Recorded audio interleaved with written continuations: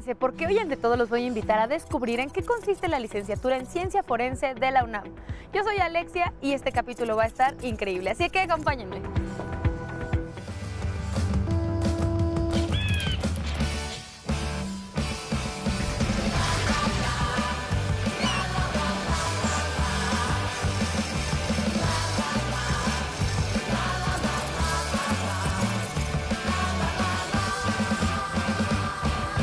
Estamos con la doctora Zoraida García, la coordinadora de esta fantástica carrera, que por cierto es bastante nueva, doctora. A mí me parece un gran proyecto por parte de la UNAM que tantas facultades coincidan para poder dar vida a la carrera en ciencias forenses. La nuestra es una carrera que está integrada por campos de conocimiento desde las ciencias básicas. Entonces los formamos en áreas de físico-matemáticas, químicas, biológicas. También les damos derecho, conocen nuestro sistema de justicia, sobre todo el sistema de justicia penal acusatorio, que es el que acaba de entrar en vigor. También tienen elementos desde la psicología y desde las áreas criminalísticas. Estas son las técnicas o los conocimientos de aplicación que se requieren para analizar los hechos que son controvertidos en juicios. Esto puede ser como la dactiloscopía, grafoscopía, la balística, el análisis del lugar de los hechos. Uno de los grandes problemas que tenemos en México, todos lo sabemos, es nuestra seguridad y poder resolver los problemas que llegan a ser presuntas comisiones de delitos y que se necesitan llevar a juicio para tener esa sensación de justicia que requiere la sociedad, es poder integrar las averiguaciones de una manera eficiente y eficaz. Si se colabora entre las áreas de justicia, entre las áreas jurídicas, la policía, el agente del Ministerio Público, junto con el área científica y técnica, se pueden integrar las investigaciones de una manera completa. Y eso es lo que nosotros pretendemos profesionalizar.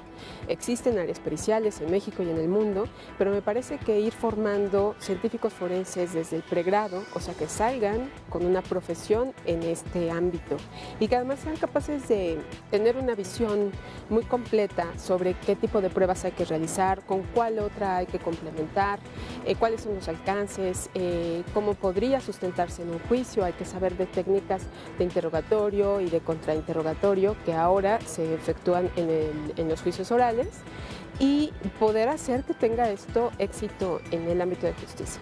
Este nuevo profesional podrá tender un puente que no existe hoy o que difícilmente se da, que es un puente de comunicación entre el área jurídica y el área científica.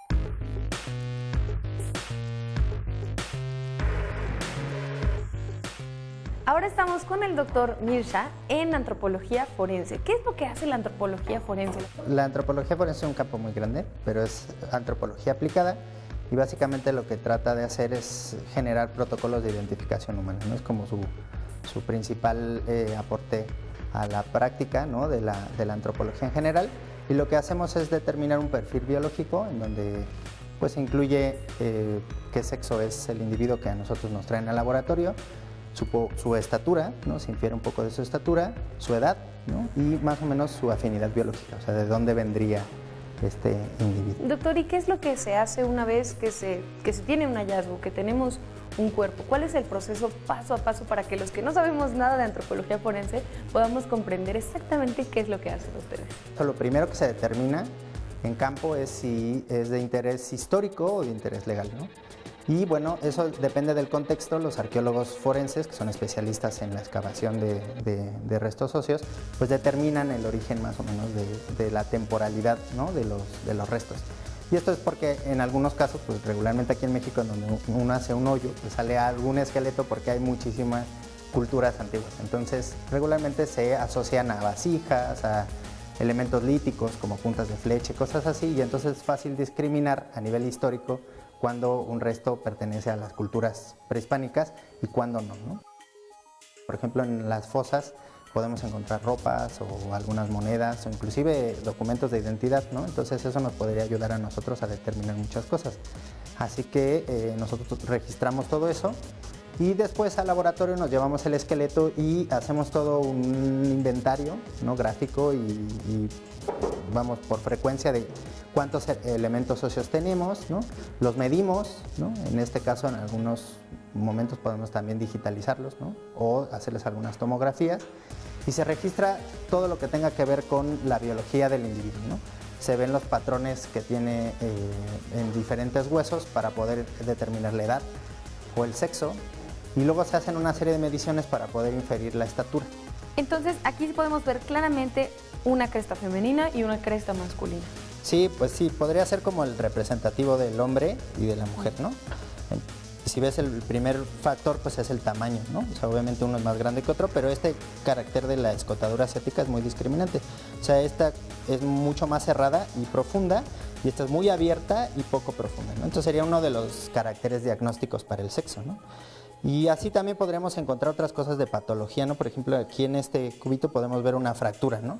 Entonces los chicos ya pueden analizar morfológicamente cómo se vería una fractura, ¿no? En la parte distal de aquí del... Entonces es bien interesante porque los chicos van a empezar a generar también una memoria visual, ¿no? Para que cuando ellos encuentren los casos puedan determinar. Y este podría ser un carácter diagnóstico de identificación, porque por ejemplo mi familiar yo sé que sufrió una fractura, ¿no? Entonces puedo llevar inclusive la radiografía y comparar una radiografía de este hueso respecto de la del familiar y poder hacer una identificación positiva. Ya con eso nosotros hacemos la instalación de un dictamen, ¿no? Que pues se lo enviamos al juez y ya con eso ellos pueden seguir el caso, ¿no? Sería como el dictamen pericial que se tiene que hacer. Y aquí nosotros lo que hacemos es investigación, es generar protocolos o estándares de identificación para población mexicana. Y en este caso, por ejemplo, ¿qué están haciendo ahorita en la mesa? Mira, esta es una colección, una osteoteca que tenemos aquí para que los estudiantes practiquen, ¿no? Y lo que está haciendo Leo ahora es lateralizar los elementos óseos, ¿no? Y está haciendo un conteo general porque estos materiales nos acaban de llegar, nos los donó el Departamento de Anatomía de aquí de la facultad.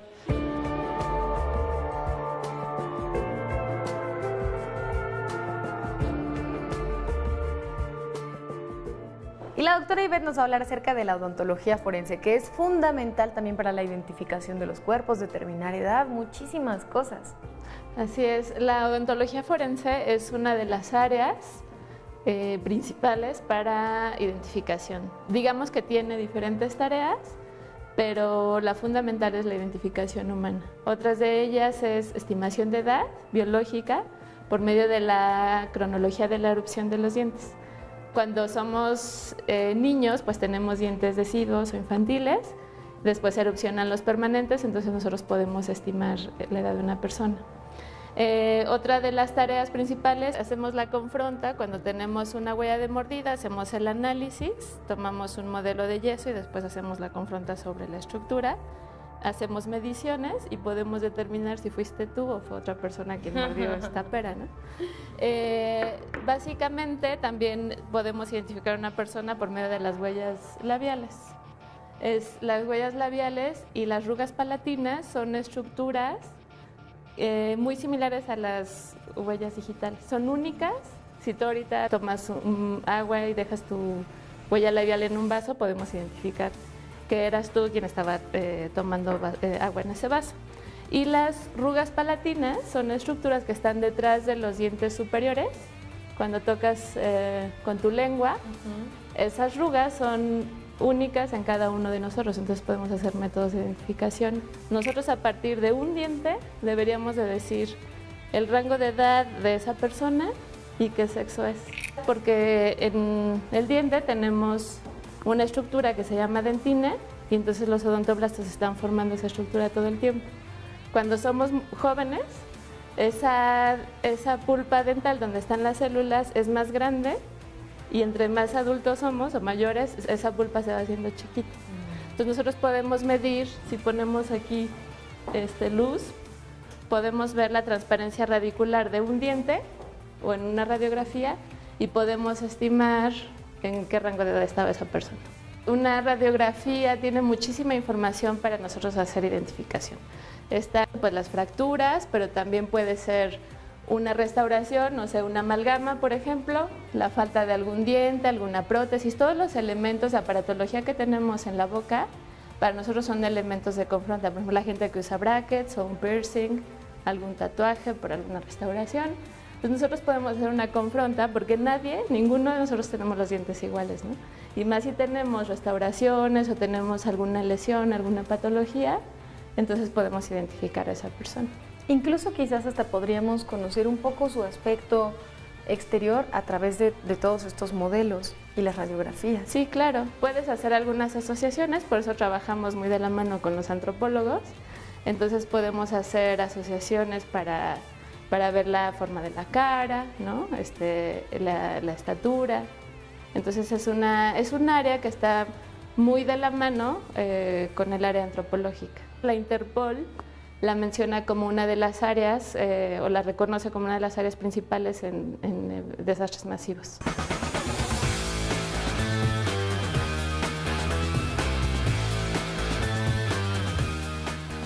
Y ahora estamos con el doctor Javier Mungarro en la escena del crimen. ¿Qué estamos viendo en esta escena del crimen, doctor? Lo que vamos a ver es el procesamiento del lugar de la investigación en lugar abierto, que inicia con la preservación, que es colocar esta cinta amarilla alrededor del vehículo para que los operadores, en un círculo que se llama círculo rojo, puedan trabajar al interior. Después se establecerá el círculo amarillo, que es un círculo donde estaría la seguridad pública, y hasta más, extendiéndonos hacia afuera, estaría el círculo verde, en el cual ahí sí puede estar la población que generalmente observa la investigación de los hechos.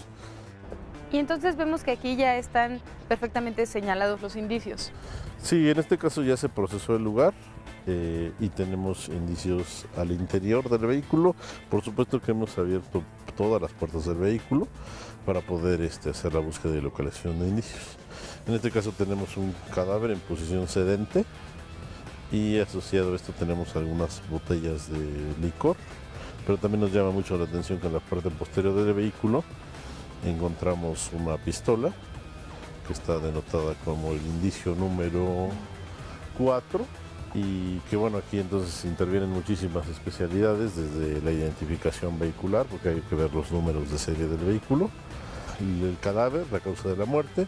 Tenemos también intervención de balística para determinar la procedencia del arma. Y aquí a la parte posterior también tenemos un objeto contundente con una mancha roja que podría estar asociada a la lesión que tiene el cadáver, porque el cadáver de entrada no vemos que tenga disparo por arma de fuego, aunque en la parte posterior del vehículo hay una pistola. Pero de lo que encontramos ahora llama la atención que haya una pistola, pero que el cadáver no tenga herida por arma de fuego. Más bien tiene una lesión a nivel de la cara, que podría ser asociado con este objeto contundente. Entonces, bueno, se tiene que seguir con el procesamiento para poder llegar a una mecánica de los hechos. Y básicamente, ¿cuáles son las condiciones que no controlamos en un ambiente expuesto como este? Que el auto es un interior, pero al mismo tiempo un exterior. Claro, aquí básicamente desde el clima, ¿no? Al llegar al lugar tenemos que tomar las condiciones climatológicas en cuenta, porque si empieza a llover o hay una ventisca, entonces pueden alterar los indicios. Entonces ahí se necesita actuar con prontitud.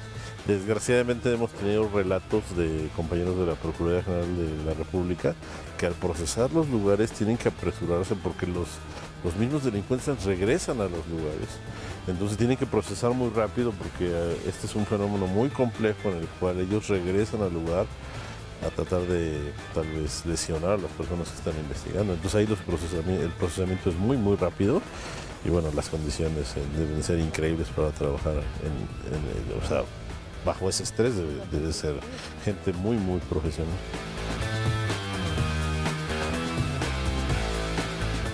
Aquí básicamente la investigación de corte social es fundamental. Tenemos que ver si el coche es robado, si no es robado, si la pistola tiene un permiso, si no tiene permiso, y de ahí pueden ir saliendo las líneas de investigación.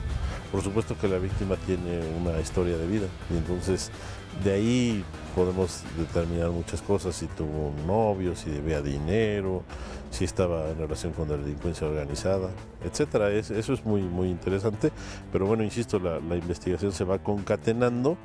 Lo que aseguramos desde este punto de vista es que no se pierda información, que los tramos de responsabilidad sean claros para que podamos hacer una auténtica cadena de custodia, es decir, una serie de eslabones procedimentales, que todos ellos son, desde la preservación, todos son fundamentales para poder llegar a lo que se conoce como, o han denominado los juristas como la verdad histórica de los hechos.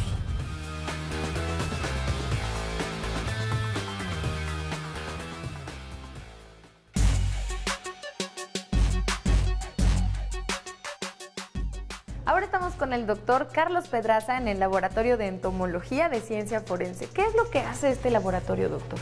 La entomología forense, que es nuestro principal enfoque, estudia a los artrópodos que tienen implicaciones legales. Utiliza la información de su biología, de su ciclo de vida y de su ecología, de forma que puedan aportar información a los usuarios y al sistema de justicia en general. ¿Y cuáles son las aplicaciones que tiene la entomología forense?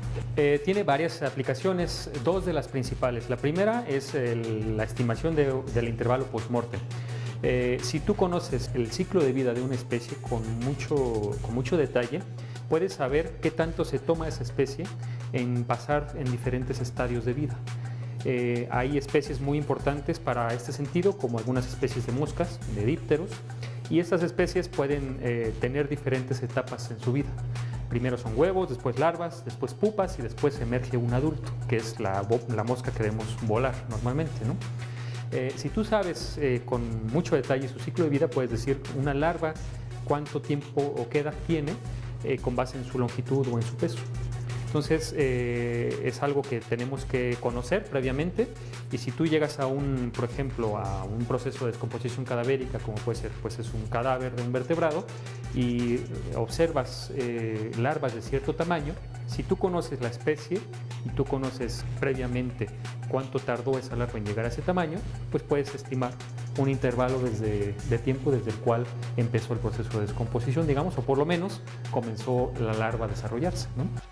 Uno de los objetivos y de los proyectos que están dando en el laboratorio consiste en hacer un catálogo nacional que le hemos llamado una colección de referencia de artrópodos de interés forense, que puedan conjuntar la diversidad de especies en todo el país. Probablemente el primer esfuerzo que se intenta a escala nacional, y estamos intentando hacer no solamente acervos de este tipo, en el que cada espécimen es montado y es etiquetado y es introducido en una base de datos, sino también cada espécimen se le toma una foto digital con ayuda del microscopio estereoscópico con cámara, y se le toma también un tejido, y ese tejido a su vez entra a una colección de tejidos, y de ahí es la base para estudiar también el ADN, estudiar la información genética y llegar a un código de barras genético de esa especie.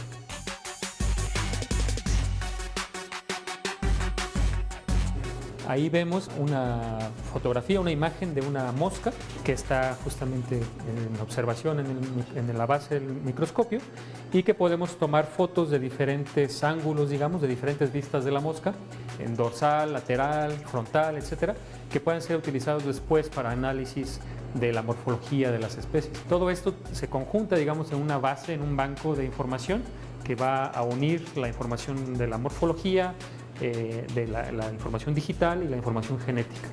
¿Y la otra aplicación que es más frecuente de la entomología forense, cuál es? Pues así es una derivación, digamos, del conocimiento de la fauna en el país. Si nosotros conocemos con suficiente detalle la fauna del Valle de México y la fauna de diferentes regiones del país, que puede ser muy distinta, entonces podemos saber, por ejemplo, si un cadáver ha sido trasladado. ¿Por qué? Porque en el momento en que yo encuentro una especie que no se supone debería estar aquí o que no estaba registrada aquí, sino en otra región, puedo inferir ese tipo de movimientos o desplazamientos. Ellos son digamos, un testigo muy importante que aporta información para casos legales en muchos casos.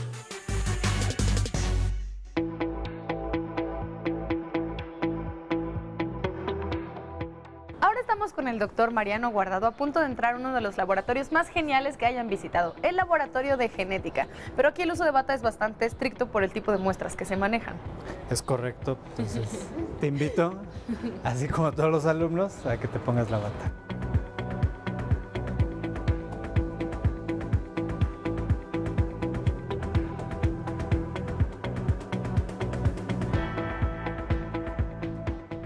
Podemos decir orgullosamente que este laboratorio, el formato, es muy similar a los laboratorios de biología molecular que existen en tanto procuradurías o algún laboratorio especializado donde trabajan este tipo de muestras.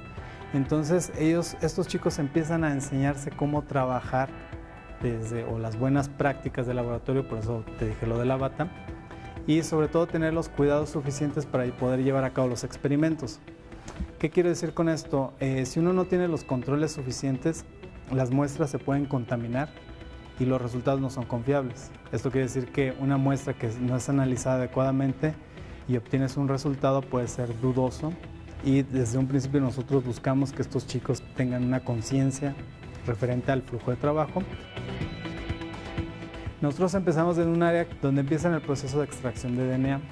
¿Qué tipo de material pueden usar ellos? Manchas de sangre, sangre total, es decir, un tubo con sangre, o puede ser algún líquido, un fluido biológico, puede ser mucosa bucal o fluidos seminales o vaginales. Hacen su extracción de DNA y después hacen una reacción de biología molecular que se conoce como reacción en cadena de polimerasa o PCR por las siglas en inglés, donde buscamos amplificar muchos fragmentos de ese material genético. Es decir, una copia muy pequeña, nosotros podemos tener muchas copias y eso te da una ventaja porque puedes trabajar con cantidades muy pequeñas de material.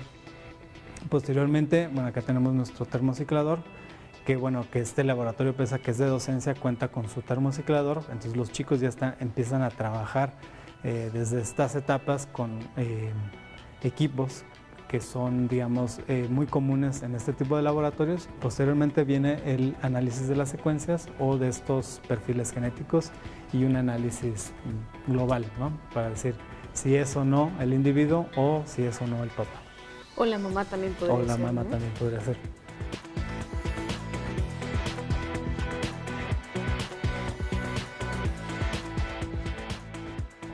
Esta licenciatura engloba el conocimiento científico, jurídico, social y tecnológico necesario para apoyar a nuestro sistema de impartición de justicia. Es por ello que su creación es muy importante para todo el país. ¿Qué tal? ¿Les gustó este capítulo? Cuéntenmelo a través de nuestras redes sociales. Ya saben que tenemos Facebook y también tenemos Twitter por si tienen algún comentario o alguna sugerencia de algo que les gustaría ver aquí en De Todo. Y si quieren volver a ver este capítulo o cualquier otro, ya saben que están todos en nuestro podcast en iTunes o en nuestro canal en YouTube y ahí los pueden compartir las veces que ustedes quieran. Yo soy Alexia y los veo la próxima aquí en De Todo.